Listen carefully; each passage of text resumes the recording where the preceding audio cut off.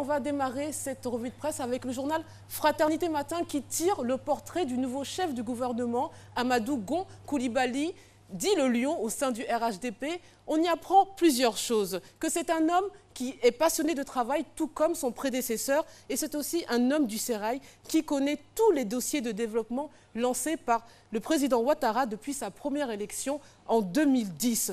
On lui doit notamment le programme exceptionnel d'urgence au sortir de la crise post-électorale de 2011. On reste dans la politique avec un autre journal et une autre information. C'est l'Inter qui nous apprend que Niamien Konan a définitivement rompu les liens avec ses ex-alliés du RHDP. L'ex-ministre de l'Habitat et des Logements sociaux limogé à la veille des élections législatives du 18 décembre dernier ne veut plus composer avec les dirigeants actuels.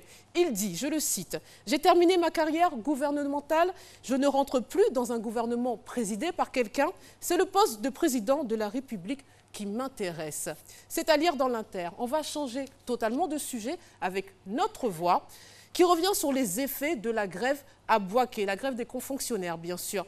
Tout est fermé depuis lundi, les établissements scolaires, sanitaires et les administrations publiques. Un élève rencontré devant l'université de Bouaké nous dit « On a demandé de revenir lundi pour voir, comme mon village n'est pas loin, je vais y aller aider les parents. » L'article souligne que ce sont les chauffeurs de taxi, les commerçants et les malades qui payent le plus lourd tribut dans cette grève.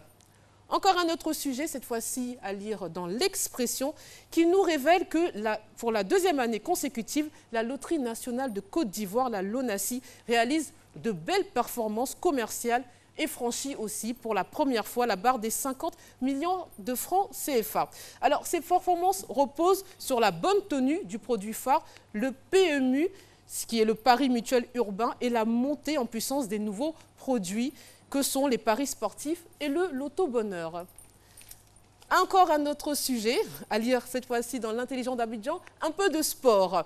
Car à partir de 2026, les sportifs devront s'accommoder de la nouvelle formule de la Coupe du Monde de football.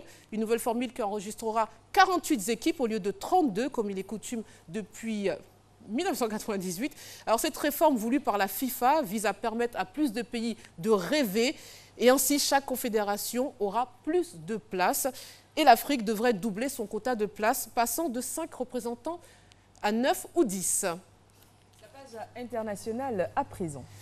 Et oui, et c'est à lire dans Courrier International. On apprend que l'Iran a reçu une invitation de l'Arabie Saoudite pour discuter du retour au pèlerinage de la Mecque de ses fidèles. Absent l'an dernier dans un contexte de tension entre les deux pays, on se souvient après la tragique bousculade qui avait coûté la vie de près de 2300 fidèles, dont 464 Iraniens lors du Hajj de 2015. Téhéran avait contesté l'organisation par les Saoudiens du grand pèlerinage musulman annuel. L'autre information sur le plan international, c'est le temps. On va faire un peu de météo grâce au Figaro qui nous apprend qu'une vague de froid a fait au moins 40 morts depuis la fin de la semaine dernière en Europe. Alors, les températures sont très basses. Vous allez le voir, en France, on a été jusqu'à moins 11 degrés. Et en Suisse, la journée de dimanche a été glaciale, puisque là, on a eu moins 30 degrés. Alors, il y a aussi Médecins sans frontières qui dénoncent une situation particulièrement préoccupante. C'est celle de ces milliers de migrants et réfugiés qui vivent sous les tentes dans des camps surpeuplés et que vous voyez à l'image.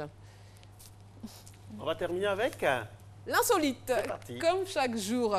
Alors aujourd'hui, on s'intéresse à la boulangerie française qui a eu une superbe idée commerciale, il faut le dire. Elle a décidé d'immiscer 2 diamants de 10 carats dans 2 galettes des rois d'une valeur de 150 €. Je vous ai fait le calcul, ça équivaut à peu près 100 000 francs CFA. Alors l'idée a déjà été testée l'année dernière par une autre boulangerie dans une autre ville de France qui avait inséré, elle, dans des gâteaux, des diamants de 20 carats d'une valeur de 600 € chacun. Connaissant la gourmandise d'Eva et Marco, j'ai envie de vous dire de tenter votre chance puisque